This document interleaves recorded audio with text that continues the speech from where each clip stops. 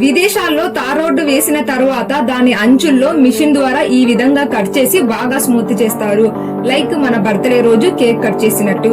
కానీ మన దగ్గర తార్ రోడ్డు వేసినప్పుడు రోడ్డు అంచులని ఈ విధంగా అస్సలు కట్ చేయరు. ఎందుకంటే ఇలా చేయడం వల్ల రోడ్డు నిర్మాణానికి యూజ్ అయ్యే చాలా మెటీరియల్ వేస్ట్ అవుతుంది కాబట్టి.